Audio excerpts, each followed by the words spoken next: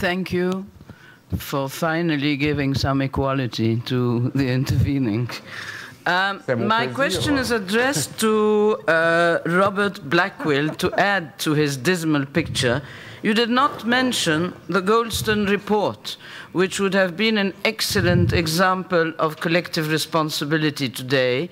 And also, there is no parallel that is made between the possession of nuclear facilities by Israel as much as it is by Tehran. This is my first question. The other one is addressed to the President of Mongolia, who has underlined a very important thing, which is to engage NGOs for global governance. How is this to be done? Thank you.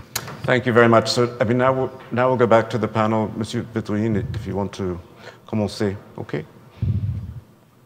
Je réponds d'ici. Oui, s'il vous plaît. On m'entend d'ici? Oui. Ouais. Oui.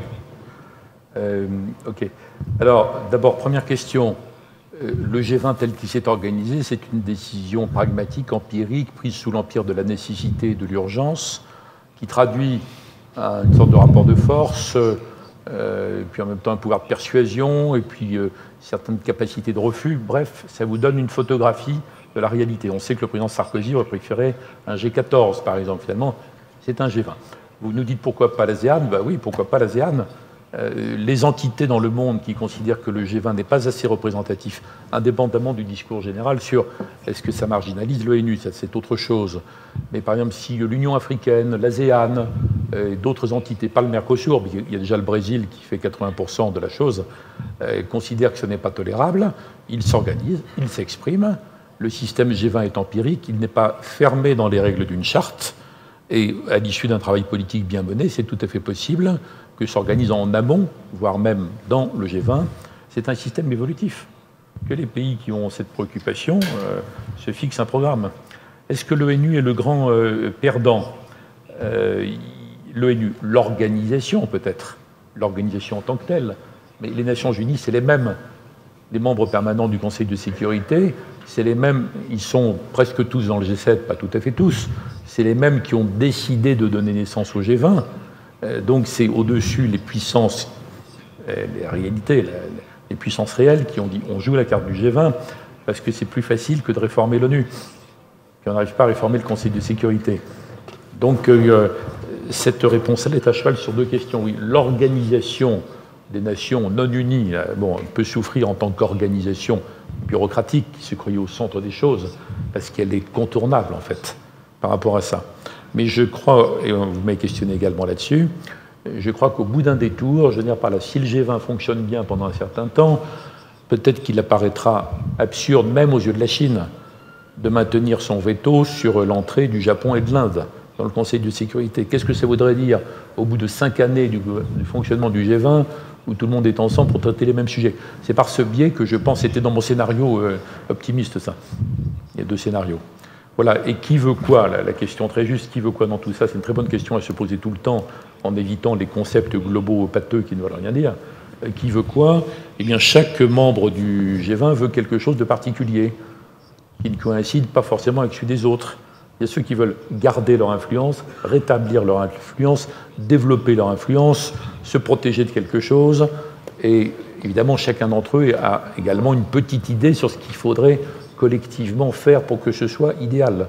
Et ça dépend de la stratégie de chacun. C'est pour ça que nous sommes obligés de réanalyser le monde comme on analysait le mécanisme européen au XIXe siècle, où d'ailleurs, entre parenthèses, il n'y a quasiment pas eu de guerre pendant un siècle.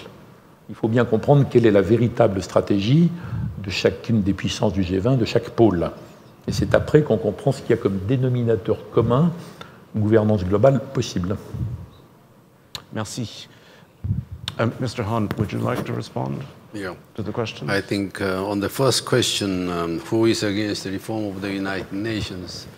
There are several organs of the United Nations, SME, General Assembly, Security Council, Secretariat, Economic Social Council, even Trustee Council, and International Court of Justice. According to my own experience, if you are going to revitalize, then there is a tension between organs. For example, members of the Security Council will be really reluctant to see General Assembly being too much revitalized. So these tensions between two organs are always a problem that we have to solve. And also, for example, in the case of reform of the Security Council, it is more tensions between those states that want to be a permanent member and those who doesn't want to see the increase of permanent membership on the Security Council. I will not name the countries, but you know which countries they are. Thirdly, in the case of revitalization of the Secretariat itself, in order to promote efficiency, transparency, and accountability, is always resistance within. So bureaucratic tension, sort of system within the system is always there to make the reform of the Secretariat become a bit difficult, I think. On the G20, which is raised by Mr. Levy, and also same question by the first questioner about why should we not increase the number of G20 by including, apart from European Union, ASEAN, or African Union. It depends on the host country. Host country can invite many other non-member of the G20. In actual fact, when you say group of 77 in China, although its name is 77, there are more than 77 members, more than 130 members are members of the group of 77. So G20 at the moment is actually 22, not 20. So the hosting country can invite countries or regional organizations at their meetings. So that's what's happened in the past. In case of the compare the G8, for example, I think this is the question raised by Mr. Levy.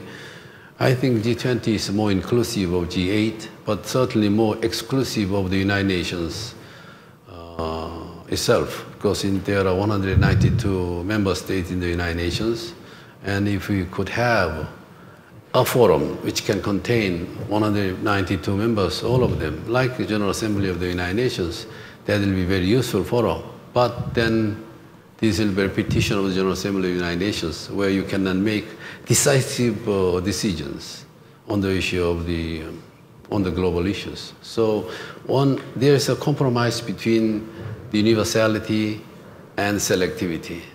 And I think G8 was too selective, whereas United Nations too universal. So in between, we think we have now G20. It could be G22 or G23, but still it's better than, I think, G8 or United Nations to solve the key problems of the world that we are facing today. Thank you. Mr. Engberg, would you like to say something?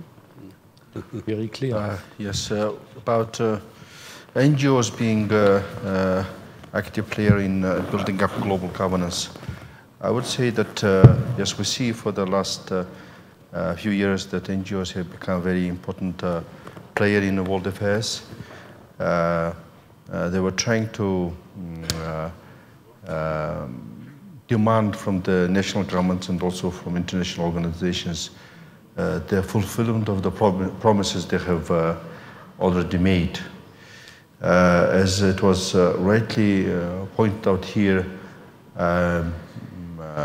we come together at the United Nations or in any other international organizations to discuss problems. Then we set goals for us to reach.